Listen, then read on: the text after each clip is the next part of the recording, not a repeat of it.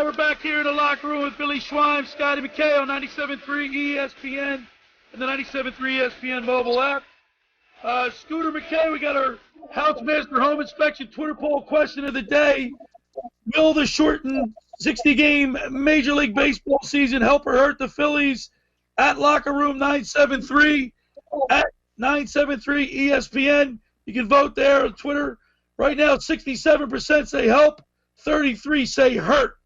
And we don't know why, Scooter, but why we got Brian Propp not in the NHL Hall of Fame. Yeah, weekly been doing this. The Locker Room's push to get Brian Propp into the Hockey Hall of Fame has been sponsored by Wolf Commercial Real Estate. Wolf Commercial Real Estate is a full-service commercial real estate brokerage and advisory firm specializing in office, retail, medical, industrial, and investment properties in southern New Jersey and the Philadelphia region. They provide a complete range of real estate services to commercial landlords, tenants, investors, developers, banks, commercial loan servicers, guided by their total commitment to their clients and the community. For all of your commercial real estate needs, please call WCRE at 856-857-6300. Also, Amoto Mio and La Finestra restaurants in Sea City would like to thank all of its loyal customers during this tough pandemic time and welcome back their customers on July 2nd for indoor dining. Call ahead for your reservations by going to our website at amotomioristorante.com. Also, be on the lookout for their newest restaurant in Avalon, Il Pasto, located at 2418 Dune Drive, opening in late July. Once again, for more info, go to their website at amotomioristorante.com for all their numbers and daily specials. And make sure you go in and say hi to Eric and Joe. Now, let's go into the Barb's Harley-Davidson Sports Hotline and welcome in former Flyer Hall of Famer, WHA Hall of Famer, and NHL Hall of Famer, Mark Howe. What's up, Howie? Not much. Actually, I just got out of the water about 10 minutes ago. It was low tide, so I was out clamming a little bit in the sprinkling rain and just catching some clams to have for an appetizer for dinner tonight. Ah, beautiful. I'm sure you've been out on the boat a lot, doing some fishing, huh? Yeah, a little bit here and there. I know when the pandemic first started, I really adhered to the rules. I pretty much stayed at home for about 2 months, and then things have loosened up a little bit. So I started coming down to the shore a little bit, still trying to keep my social distancing, but yeah, I've always enjoyed being out at the Jersey Shore, being out on the water, and got in a couple of days of fishing. And my brother was here for a week last week, so we did some clamming, did some fluking in the bay, and I got offshore once. We didn't get anything, but yeah, it's a part of my life I really enjoy. So, Howie, we're doing this push to get Brian Propp into the Hockey Hall of Fame, and we think it's a travesty that he's not in it. And he was your teammate. Tell us a little bit about why, well, first of all, tell us a little bit about what kind of player and teammate Brian was. Well, Brian was a highly intelligent player. A lot of natural gifts were provided to him, and like I said, you look at his numbers. I mean, it's basically a point a game for his whole career. I mean, he had some great playoff runs a couple of years. I know that I played with him, and the hard thing about the Hall of Fame is like my wait was 16 years. I never really thought I was going to get in. Didn't much think about it, and but the bottom line was you have to have somebody who's on the committee pulling for you and pushing for you. That's the only way. I know Mike Emmerich was on the Hall of Fame committee for I don't know if it's 8 years, 10 years, whatever it is. And Mike used to nominate me, and he called me one time. He said, "Look, Howie," he says, "I think you should be in there." He said, "But there's a bunch of old school people on the committee, and they didn't like the fact that I played in the WHA for 6 years and built up some of my stats there. And some of the old guard, they held that against me. That's what he said anyway. And I said, well, it doesn't matter to me. I'm going on with my life. I wanted to be a hockey player. I was fortunate enough to make it. I played. I did the best I could, and the rest is, like I said, it's up to the other people. But I think eventually the only way I got in was for some reason Scotty Bowman decided to push for me. I didn't know about it, and but I know since that time talking to Scotty told me basically, he said, yeah, he said you're very well deserving, and that's the only reason I got in is because Scotty Bowman pushed for me. Other than that, there's no way I'm in the Hall of Fame even at this time. I don't know. I disagree with that. He was a great player. Jesus, I mean, how you got to look at, it shouldn't be one guy or two guys pushing for somebody to get in. It's just, I think it's common sense, and you're right. There's a changing of the guard there. There's some of those guys that you just mentioned are no longer on that committee, and there's different guys that come in, and but Brian played with most of the guys that are on the committee now. It's amazing, and I think they should. I know they respected his play, so we're going to try to get a couple of those guys on. I know they can't say much about the whole process, but they can certainly. We can hit them with what I thought in doing some digging, some pretty amazing stats for him, and having 5 NHL records as a left winger. And by the way, most people don't know that when you played at WHA, you played left wing. You weren't playing defense at that time. Yeah, no, yeah. So I spent 6 years of my career as a left winger, and then actually when I got to Philly, that was only my 3rd year playing defense. So I mean, I was still in the learning process when I got here, and I made mistakes, and I've said many times, ex-Flyer Eddie Van Ipp used to come on the ice with us, and Eddie'd look at me and say, "Well, I don't know what I can teach you." I said, "Eddie, nobody's ever taught me anything." So he told me how he thought the game, and actually it really helped me a lot. So because I grew up one way, I tried to learn to play defense through my own eyes, and his thought process of how to play the game with limited mobility and how he looked at the game, I tried to put the two together, and it helped me out tremendously. So I mean, so much of my career.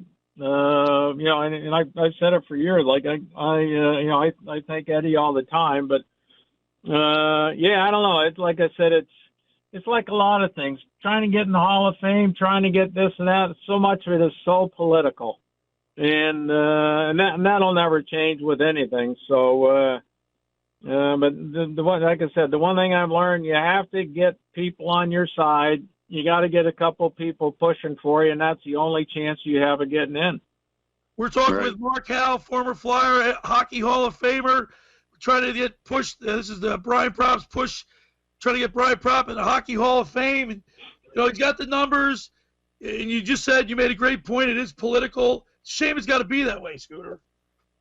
Yeah, it's, he was a plus 298 in his career, played both ends of the ice. You couldn't ask for a nicer guy after looking at integrity. And appeared in 5 Stanley Cup finals. Yeah, 5 Stanley Cup finals, 5 All-Star games, Spangler Championship, Canada Cup Championship. I just think his record speaks for itself, and hopefully some of these guys will recognize that. Yeah, I know. Like for me, I love killing penalties. When I put Hextall in goal. Put my McCrimmon or Samuelson on the ice with me, and put Propp and Pullen up in front, and God knows how many shorthanded goals we scored. And you can only do that when you got gifted players. So I know Brian always made big time plays when I played with them, and and I think if there's maybe one more guy on that team, like I think Timmy Kerr scored 50 goals 4 straight years, and I don't know of anybody else that's not in the Hall of Fame that scored 50 goals 4 years in a row and didn't get in. So, but for me, of all the guys that I played with in the mid '80s, I mean, Brian, like I said, Brian's numbers are excellent numbers, and I know what a good player he was, and I know I could count on him every time on the ice, and that's what was important to me.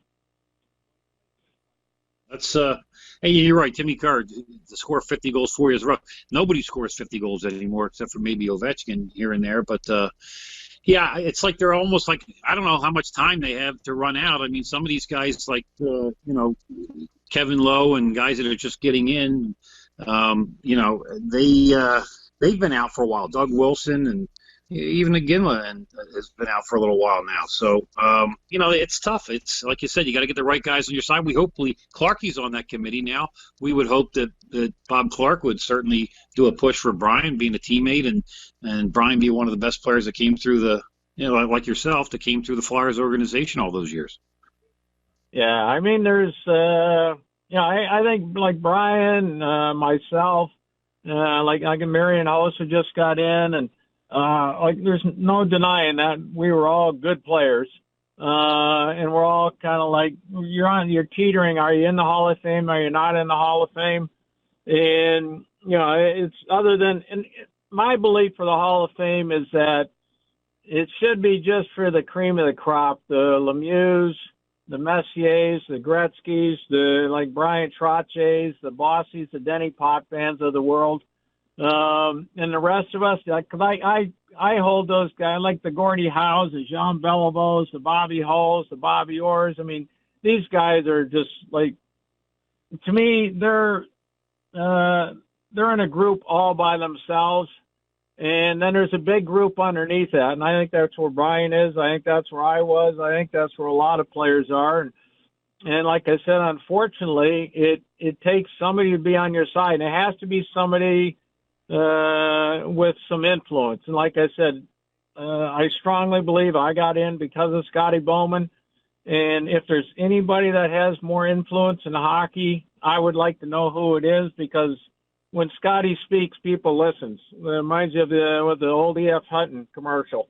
So, and that's that's the bottom line. Brian's numbers support it. Anybody who played against him, played with him, you know how good he was. But he's in that group of, like I got in, Rod Langway got in, a bunch of us got in that were in that group. And the only way you get in is somebody's got to be there pushing for you. Well, listen, Mark, we really appreciate you taking time to, help us with the push to get Brian Propp in the Hockey Hall of Fame. We certainly enjoyed watching you, and you gave us so many great memories of the orange and black. We really appreciate it. Well, I loved it probably more than you guys did. So it was, like I said, I had a 22-year career, and the 10 years here in Philly were my best years. And the group of guys that I played with were the best group of guys I ever played with. They assembled a team here that was nothing but character guys and guys that played for each other, not themselves. And I think between Proppy, like the Brad McCrimmons of the world, the Sutters, the Tockets, I mean the whole group, the Poulins, Brian, like we were all in it together, and I think that's why we had a lot of success. We didn't win, but which is hurt a lot of guys. But I think a lot of guys that played in those teams in the '80s, they were their fondest years, and the teammates were their fondest teammates too. So. Well, Howie, you're always a Hall of Famer in our book, that's for sure. Thanks a lot, Mark. Yeah, thanks for coming on, Howie. I'm a Hall of Fame clamor now, so I've changed. We'll be over later on. I get my 150 and I have my dinner and then I go on. So, but, well, thanks for coming on, Howie. We appreciate it. Yeah, well, keep pushing for Brian, and I'll keep my fingers crossed. And because Brian's a heck of a guy, as you said, and very well deserving. So I'm hoping you guys can make a difference. All right. Thanks so much. We'll talk to you again. Thanks, okay, all right. Thanks. Bye. There he is, Mark Howe. What a great guy. You know what? He went where most people wouldn't go with that. You know what I mean? Yep. He went and said it's political. You got to know somebody. You got to have somebody pushing for you, which shouldn't be that way. It really shouldn't be that way. Okay, got that read going? Yes, and by the way, that segment was pushed by Wolf Commercial Real Estate. Wolf Commercial Real Estate is a full-service commercial real estate brokerage and advisory firm specializing in office, retail, medical, industrial, and investment properties in southern New Jersey and the Philadelphia region. We provide a complete range of real estate service to commercial landlords, tenants, investors, developers, banks, commercial loan servicers, guided by our total commitment to our clients and community. For all your commercial real estate needs, please call WCRE at 856-857-6300. And Amoto Mio and La Finessa Restaurants in CL City would like to thank all of its loyal customers during this tough pandemic time and welcome back our customers on July 2nd for indoor dining. Call ahead for your reservation by going to their website at amotomioristorante.com, and also be on the lookout for their newest restaurant in Avalon, Il Pasto, located at 2418 Dune Drive, opening in late July.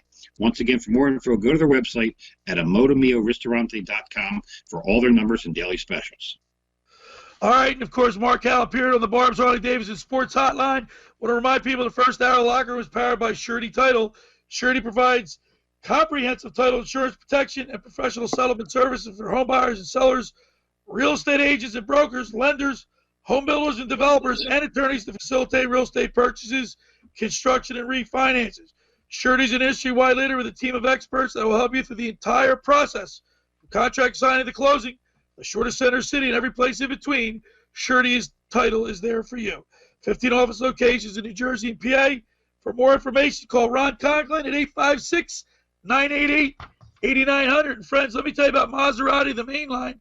Located minutes from downtown Philadelphia, they offer a customer-focused car buying experience designed to exceed all expectations, and invite you to stop in and learn about their entire line of premium luxury vehicles, including the sporty Ghibli midsize sedan and the class-defining all-new Levante, the only SUV worthy of being called a Maserati. Maserati, the main line, is a certified pre-owned leader in retail sales. The experience does not end at the point of a sale, as Maserati, the main line, offers free pickup and delivery for scheduled service appointments and provides new Maserati loaner cars. So add a little bit of flair to your next new vehicle. Contact my good friend Michael Pileggi at Maserati, the main line, today at 484-804-4800. That's 484-804-4800, or visit them online anytime at motml.com. All right, when we return, we'll wrap up the first hour of the locker room with Billy Schweim on 97.3 ESPN.